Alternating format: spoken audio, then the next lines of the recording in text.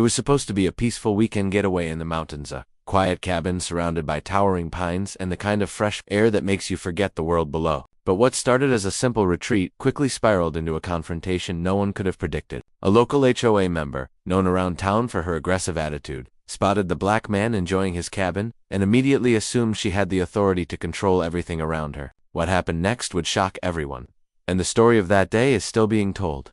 "Officer, I own the whole mountain," she shouted, her voice echoing through the forest, as if claiming the land could override the law itself. The tension in the air was almost tangible. Neighbors watched nervously, unsure if this would end with a heated argument or something far worse. Our main character, a man just trying to enjoy his property and his time away from the city, suddenly found himself caught in a battle he never asked for. This isn't just a story about a misunderstanding. It's about power, privilege, and the lengths some people will go to assert control over others. The scene was chaotic. Emotions were running high. And the question hanging over everyone's head was simple: how far will she go, and will the authorities take her seriously? In the next moments, things took a turn that no one saw coming, leaving everyone involved on edge. It all started with a single claim that would ignite an unbelievable showdown. What the HOA didn't realize was that this cabin wasn't just another vacation spot. It had been in our main character's family for years. Every corner held memories, from late-night stories on the porch to quiet mornings watching the mist roll over the mountains. He wasn't just another visitor. He was part of the land itself. But to her, none of that mattered. In her mind, rules and ownership gave her the right to police everyone, even the people who actually had a legal claim to the property. Neighbors whispered about her history, how she had clashed with anyone who challenged her authority, filing complaints,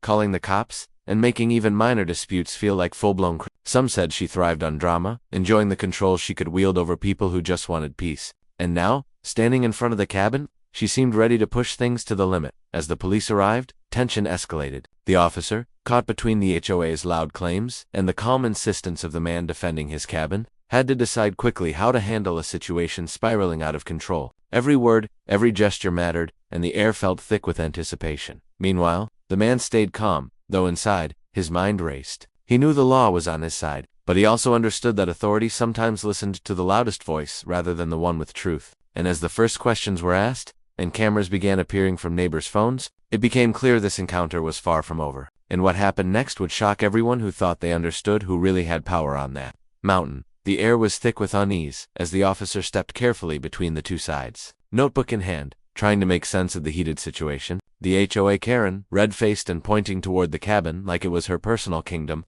demanded immediate action, insisting that the man leave at once. From her perspective, she was defending the neighborhood rules, protecting what she claimed was a shared standard of order, but from his side, it was blatant intimidation, a power play meant to make him feel unwelcome on his own property. Neighbors gathered at a cautious distance, some shaking their heads in disbelief, others quietly filming, sensing that what they were witnessing could go viral. A few longtime residents whispered about past incidents, small disputes blown out of proportion, letters and threats sent under the guise of community rules. The HOA had a reputation for escalating matters, and now it seemed like history was repeating itself, only with higher stakes. Meanwhile, the man stayed calm, but inside, his thoughts were racing. He considered every angle, the legal boundaries of property rights, the implications of race in how the confrontation was unfolding, and the unpredictable nature of someone so determined to assert dominance. His family's history with the cabin came flooding back, his father teaching him about resilience, his mother reminding him that dignity often mattered more than anger. The officer asked a few questions,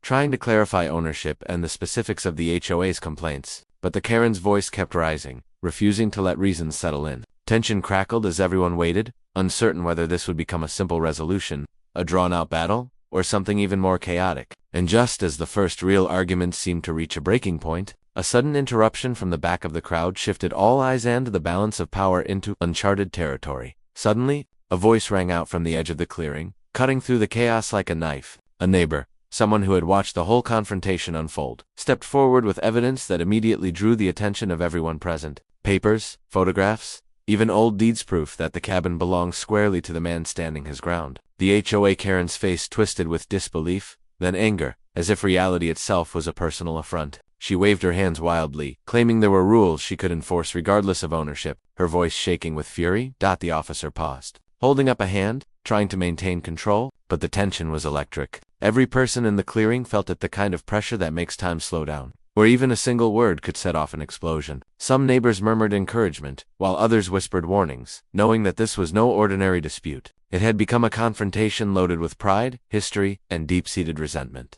The man, calm on the surface, felt his heart pound. Years of respecting boundaries, following rules, and minding his own business had led to this moment. He knew that any sudden move could be misinterpreted. Yet he also realized that standing down now could invite more harassment, more claims, more chaos. The mountains around them seemed to hold their breath, the wind rustling the trees like a warning. And then she did the unthinkable, stepping closer to the cabin, pointing directly at him, shouting something so outrageous that everyone froze. The officer raised his hand again, tension coiling tighter than a spring, neighbors holding their phones like lifelines. At that moment, it felt like the entire mountainside was teetering on the edge of an impossible showdown, and nobody knew who would act first, or what the consequences would be. Just as the tension seemed unbearable, a new voice shattered the standoff. Another neighbor, someone no one had expected to get involved, emerged from behind the trees, holding a small device in his hand. It was a drone camera live streaming the entire confrontation to social media. In an instant, what had been a private dispute between the HOA Karen and the cabin owner was now visible to thousands of viewers online. The crowd's murmur turned to gasps as people realized that every word, every gesture, every claim of ownership was being recorded in real time.